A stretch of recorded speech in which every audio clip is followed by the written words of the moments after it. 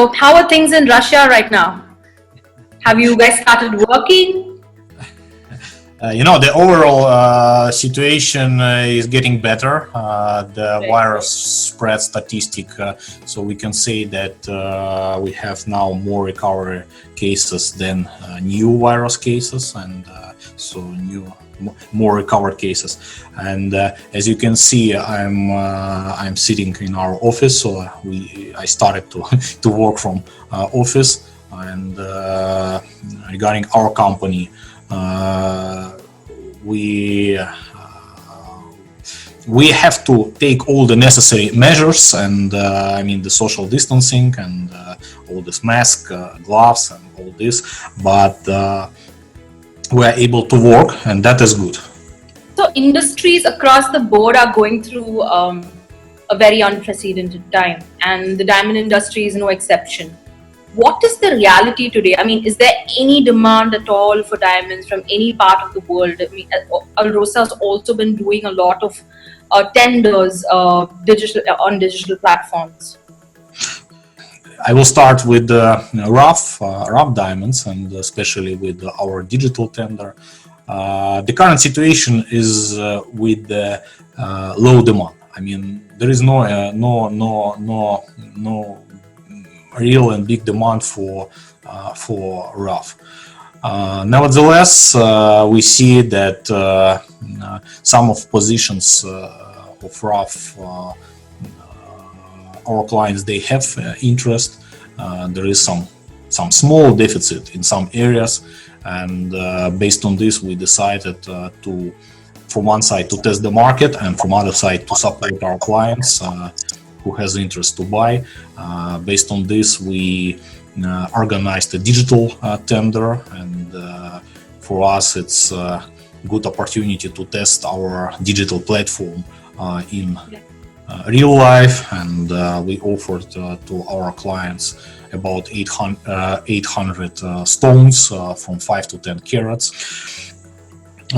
Also, regarding the overall situation with the rough demand, again, based on the zero interest, we decided to provide 100% flexibility to the industry in April and in May, not to use any obligations to buy. Regarding the polished diamonds demand and jewelry with the diamonds, I can say that there is a demand, not the same as it should be during the normal year, but in China we see some recovery, and based on statistics came from May, we see that in mainland China sales are on the same level as it was a year ago, so it's good signal. Also, there is some selective demand, but there is in US, and so based on this, Signet, the major retailer in US, decided to reopen some stores, 130 stores. They started to work. Right.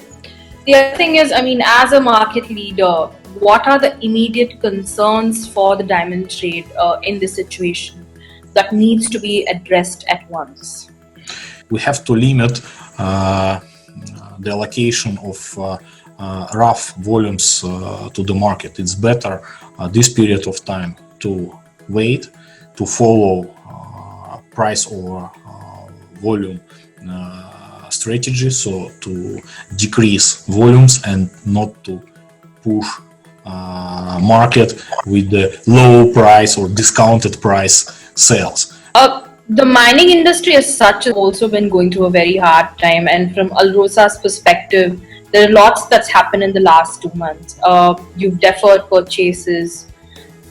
There's also a couple of mines that have been shut operations. Mm-hmm.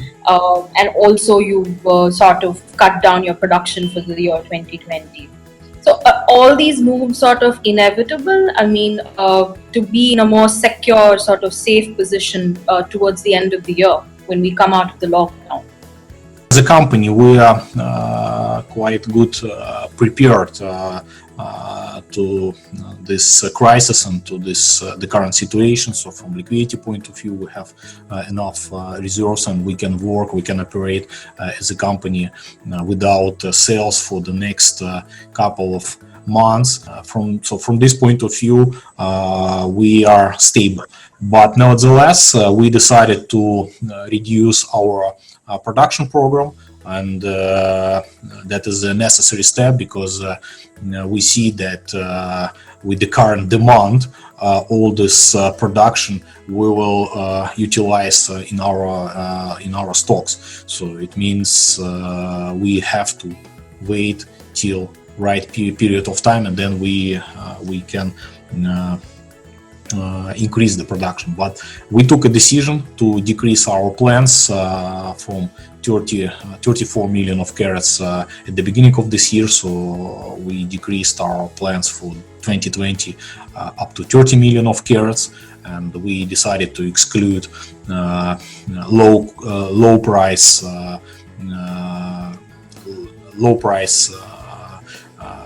production mines. Mr. Agureev, the other thing is, overstocking at the midstream level has always sort of been an issue even before COVID. It sort of always led to this disparity between supply and demand. 30-day ban on, the import of rough diamonds. De Beers has sort of made it stand very clear. It says that it doesn't support this ban. What does ALROSA feel about this issue? Currently, based on our negotiations with clients, we see that still the level of inventory is not so big in our industry. And from rough goods point of view, it's about 1.5 months of production.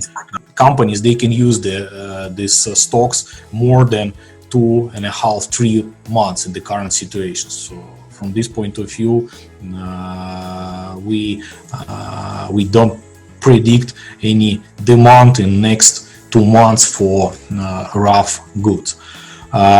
Talking about this GJEPC decision, I mean about ban, I don't think that is necessary decision, because our company and the other company you have mentioned about it, we are in the current situation, we are taking demand-driven decisions. So nobody wants to buy rough, nobody wants to push with the volumes. So from this point of view, this ban is not linked with the real situation. And again, it's a voluntary decision, and companies, they have to decide are they going to buy any rough or not. But again, we will not offer any volumes, I mean obligatory contract volumes to our clients, and from this point of view, it's not necessary decision. In the past also, when there's been a crisis, there's always been a price correction with rough diamonds. What kind of price correction do you expect will happen in the market due to COVID? The first and the most important thing for our industry is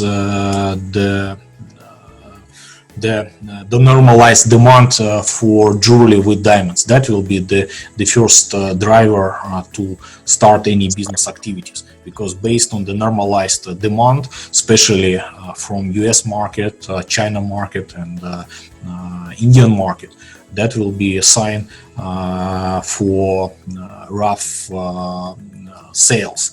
And once we'll recognize this, so we will work on the right price correction.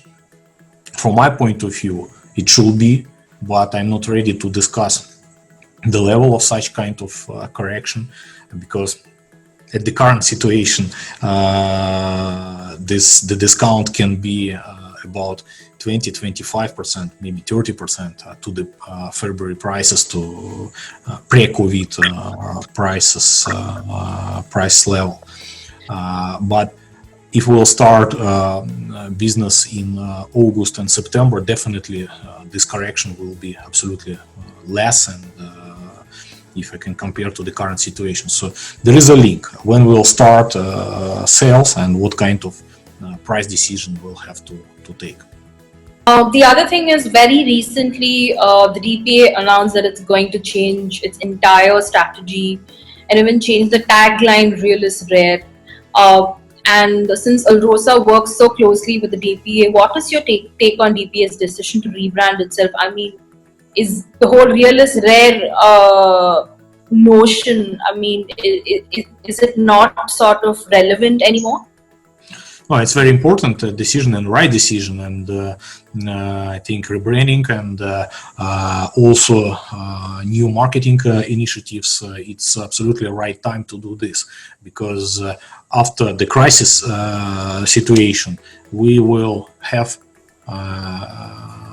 recovery, and we will have postponed demand. We'll see the growing number of sales and growing number of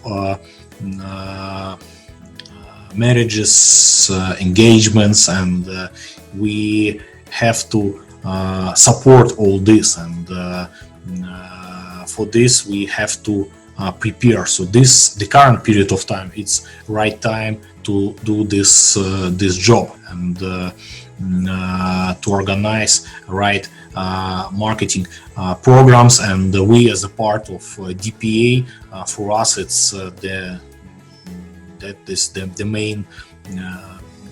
main activity. I mean, the marketing and generic marketing. The other thing about lab-grown diamonds, ever since the pandemic started, advocates of lab-grown diamonds are saying that now is the time for lab-grown diamonds to sort of come into the market, and now is their time to shine. So do you believe that the situation at hand would make lab-growns more popular? No, no. The fundamental factors of the diamond's value have not changed during the crisis, and after this crisis, people will be ready to share all their emotions, and after all this difficulties and difficult period of time, and only jewelry with natural diamonds has this value, and people will share the emotions based on these products. And from this point of view, I think the difference between fashion jewelry based on the CVD and jewelry based on the natural diamonds, so the difference will be stronger. Right. Thank you so much, Mr. Evgeny. Thank you for taking some time out to talk to us. Thank you very much for the interview and for your questions.